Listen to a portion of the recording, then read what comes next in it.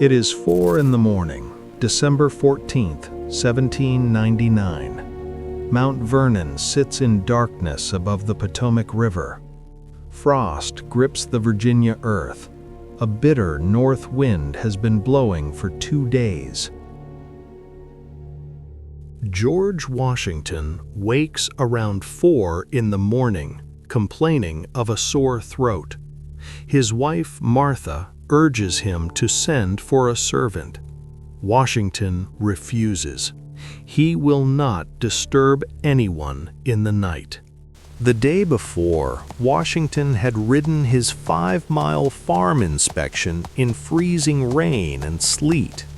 He returned with wet clothes and sat down to dinner without changing.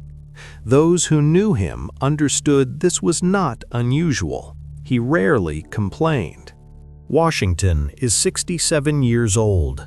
He has been retired from the presidency for nearly 3 years. He is no longer a general, no longer the first president. He is a farmer now, a private citizen, and he prefers it. Dawn comes gray and cold. The Potomac below the bluffs is iron-colored under heavy clouds. This is December in Virginia, the kind of morning that gets into your bones. Before Washington rises, the people who keep Mount Vernon running are already at work. The enslaved men and women who staffed this house and farm began their days before first light. Their labor made this estate possible. Tobias Lear is Washington's personal secretary. He has lived at Mount Vernon for years. This morning, Lear will keep a meticulous record of everything he witnesses. His account is one of our primary sources for what happened on this day.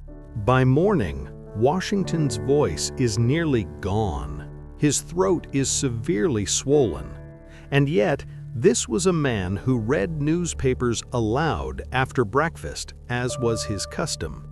Those present noted he read with difficulty, but would not stop. Washington's longtime personal physician and friend, Dr. James Craik, is summoned early in the morning. Craik has known Washington for decades. They served together in the French and Indian War. This is not just a patient. This is his oldest friend. Before Dr. Craik arrives, Washington asks his overseer to bleed him. Bloodletting was standard medical practice in 1799. It was considered appropriate for fevers and infections. Washington is bled before the doctor even reaches the house. Dr. James Craik arrives around 9 in the morning. He examines Washington and diagnoses what he calls a severe quinsy, a deep throat abscess. He is alarmed.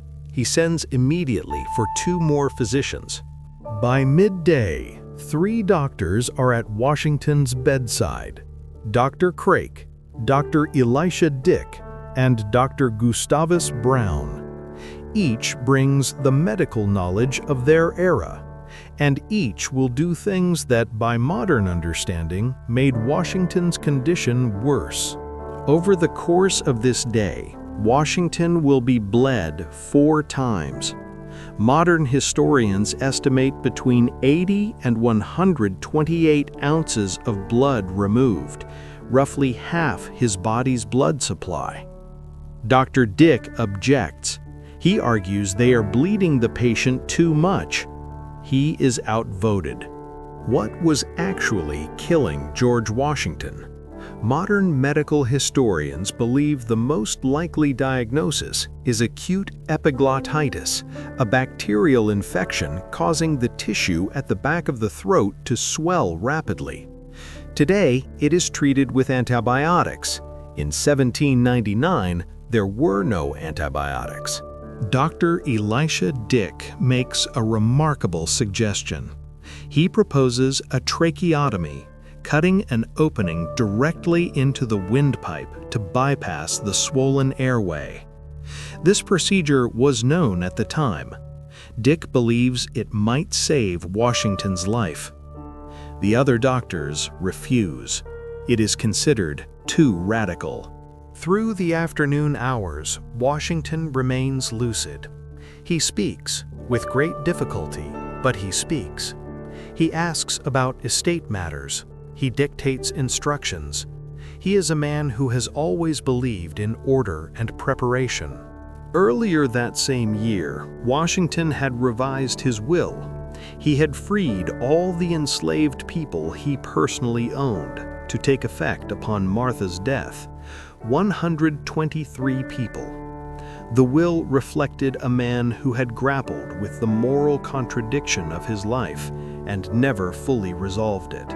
To understand what George Washington was leaving behind, you have to understand what he built here. Mount Vernon, at the time of his death, was a working farm of over 8,000 acres, divided into 5 farms. He managed it obsessively, even during his presidency, writing hundreds of letters about crop rotations and livestock. Washington ran one of the largest whiskey distilleries in America by the late 1790s. His grist mill and 5-still distillery produced over 11,000 gallons of rye whiskey in 1799, his most profitable enterprise. George Washington, the man, was also a businessman.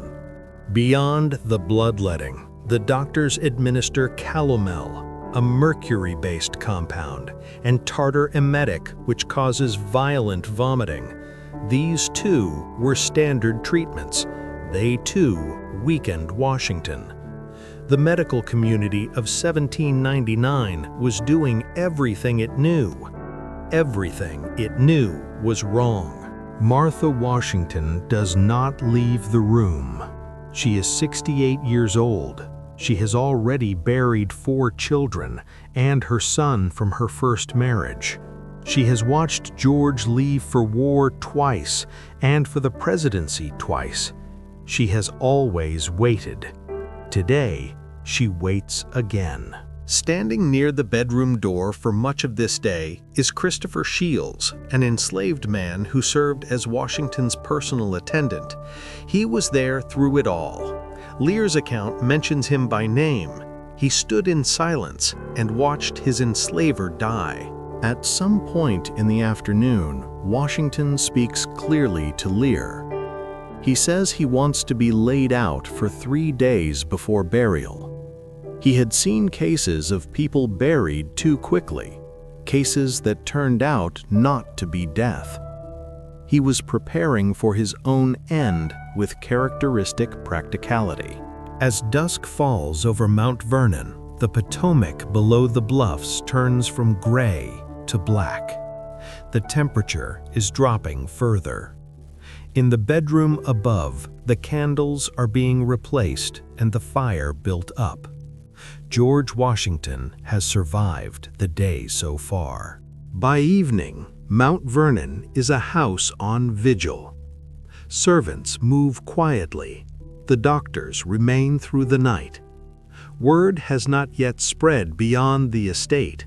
In 1799, news traveled on horseback.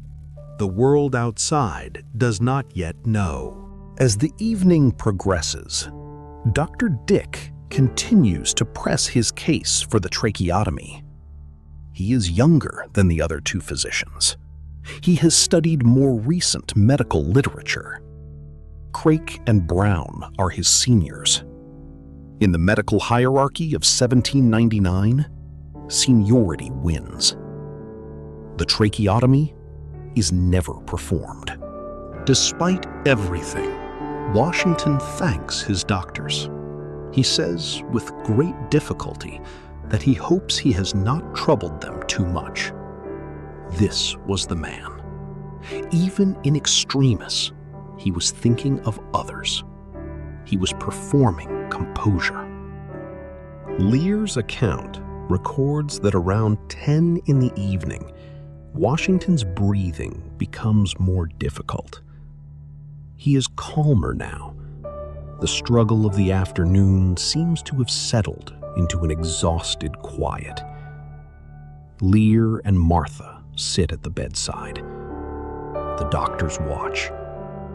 The fire burns. Between 10 and 11 at night, Washington speaks clearly again.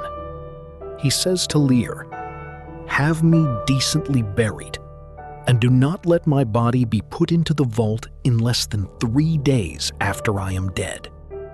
Lear promises. Washington replies, "Do you understand me?"